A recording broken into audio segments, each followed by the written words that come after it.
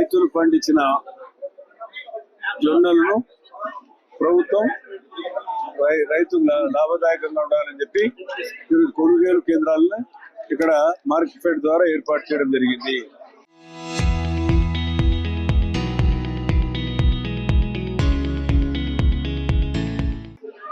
కాబట్టి ఈ కార్యక్రమంలో రైతులు వచ్చినారు, రైతులతో పాటు అధికారులు వచ్చినారు.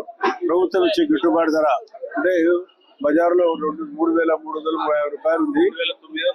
ఇప్పుడు 3,749 రూపాయలతో ప్రభుత్వం కొంటా ఉంది. బజార్లో 3,300 రూపాయలు ఉంది.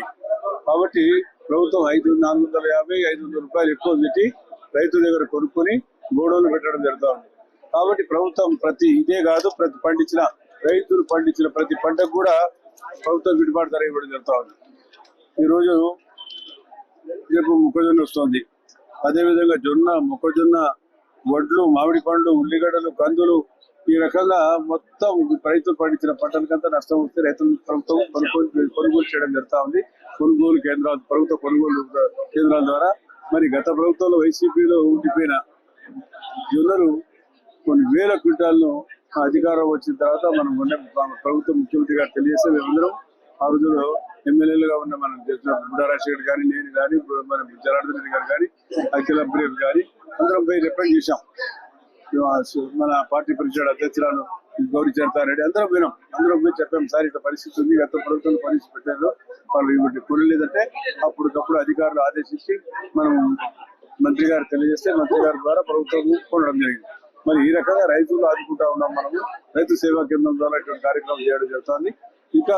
ఇంకా ఇప్పుడు ఇక్కడ మొక్కజొన్న రాలే, వచ్చిన తర్వాత దాని గురించి కూడా చాలా 4,00,000 ఎకరాలు ఉన్నాయి ఇంట్లో జిల్లాలో. రాష్ట్రంలో ఎవరు పండియాలి అంత, రాయలసీమతో కలిపితే కూడా అంత పండించినారు మన రైతులు.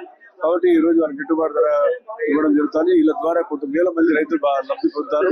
కాబట్టి ఒక మెసేజ్ ఇవ్వడం జరిగింది ప్రభుత్వం తరఫున. రైతు కొనుగోలు కేంద్రాలు ఏర్పాటు చేశారు మార్కెట్ ధర అని చెప్పడం జరిగింది. కాబట్టి రైతులను ఎవరైతే రైతుల దగ్గర ఉన్నాయో స్టాక్ మీరు వచ్చి ఇక్కడ వచ్చి అమ్ముకుంటే కొన్ని సలహాలు ఇచ్చారు మీరు. రైతులు సజ్జల వివరాల గురించి కానీ కొనుగోలు గతంలో మీరే రాశారు. రోడ్లు ఏమడి నిలబడిపోయినాయి. దాదాపు వైఎస్ఆర్ వై జంక్షన్ దాకా వెహికల్స్ వచ్చినాయి.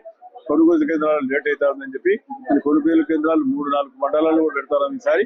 దానివల్ల భయపడాల్సిన అవసరం లేదు.